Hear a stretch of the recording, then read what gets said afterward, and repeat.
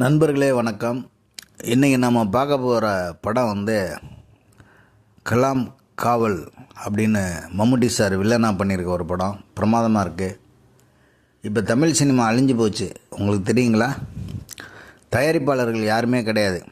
ஏன்னா ஹீரோலாம் 100 கோடி 150 கோடி வாங்குறதுனால சாதாரணமான அப்கமிங்கில் வர்ற ஹீரோ கூட ஒரு 20 கோடி 15 கோடி சம்பளம் கேட்குறாங்களாம். அவங்களுக்கு என்ன சம்பளம் வரும், என்ன படத்தோடைய வசூல் வருங்கிறது தெரியாமல் இந்த மாதிரி போகுது. அதனால் தமிழ் சினிமாவில் இன்றைக்கி தயாரிப்பாளர் கிடையாது, டிஸ்ட்ரிபியூட்டர்ஸ் மட்டும் இருக்காங்க. அவங்களும் ஒற்றுமை இல்லாமல் இருக்கிறாங்க.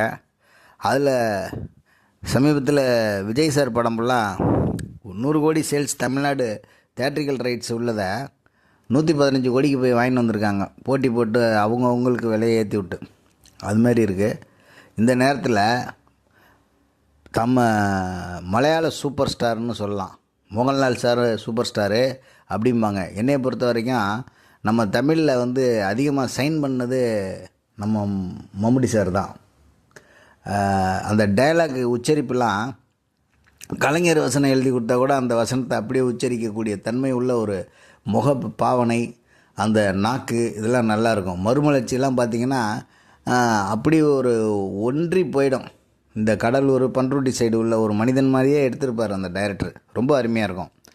அப்படிப்பட்ட ஒரு கேரக்டரு இந்த படத்தில் வில்லனாக நடிச்சிருக்காருங்க. இவங்களுக்கு கதாநாயகி கிடையாதுங்க. ஒரு போலீஸ் ஆஃபீஸராக இருந்து பக்கா வில்லனாக இருப்பார்.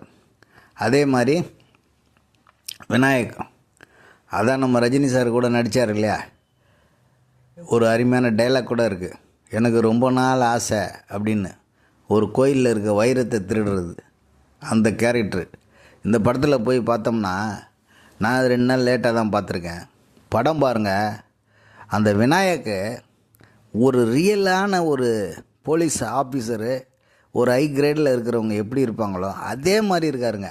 சும்மா விசாரணை அப்படி போகுது. மம்முட்டி சார் அப்படிங்கிறாரு, ஒரு ஆன்ட்டியை பிக்கப் பண்ணுறாரு, நேராக போகிறாரு, அவர் வேலையை முடிச்சு விட்டு கொலை பண்ணி விட்டுறாரு.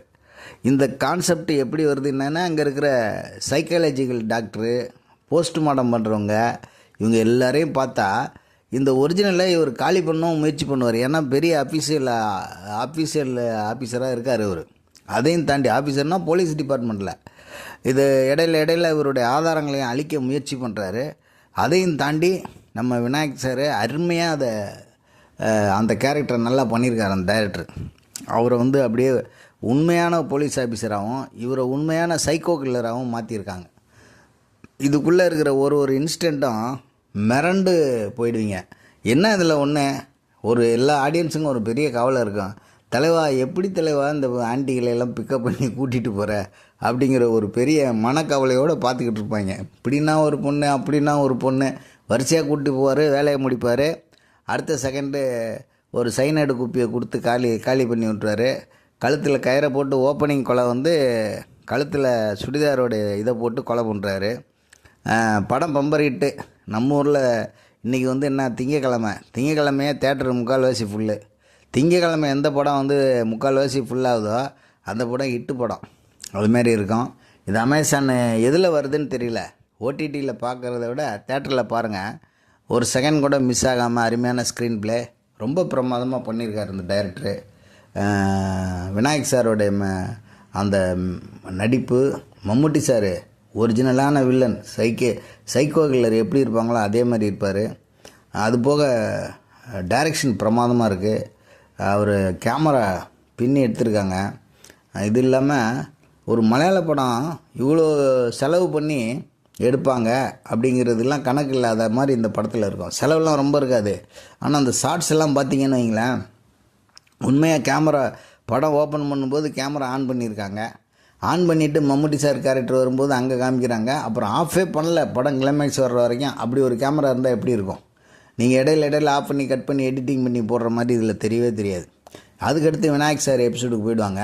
அதுக்கடுத்து பார்த்திங்கன்னா விநாயக் சார் ரிசர்ச் பண்ணக்கூடிய அந்த போஸ்ட்மார்ட்டம் டாக்டரு, அதுக்கப்புறம் போஸ்ட்மார்ட்டம் டாக்டர்லேருந்து சைக்காலஜிக்கல் ஒரு டாக்டரு, அதுக்கப்புறம் பழைய காலத்தில் வனவிலங்குகளை கொல்லக்கூடிய ஒரு சைக்காலஜிக்கல் டாக்டரு, கொல்லக்கூடியவங்களுக்கு ட்ரீட்மெண்ட் பண்ணி அவங்க பிளட்டில் இருக்கிற ஜீன் என்னன்னு பார்க்கக்கூடிய ஒரு டாக்டரு, இதெல்லாம் சேர்ந்து இவர் கடைசியில் பார்த்தா இவங்க முற்பிதாக்கள் வந்து வனவிலங்குகளை கொல்லக்கூடிய திறமை, வனவிலங்குகளை கொல்லி சந்தோஷப்பட்டுக்கிட்டு இருந்தவங்க அந்த ஜீன்லேருந்து வந்ததுனால இவருக்கு கொல்லாமல் யாரையுமே இருக்க மாட்டார்.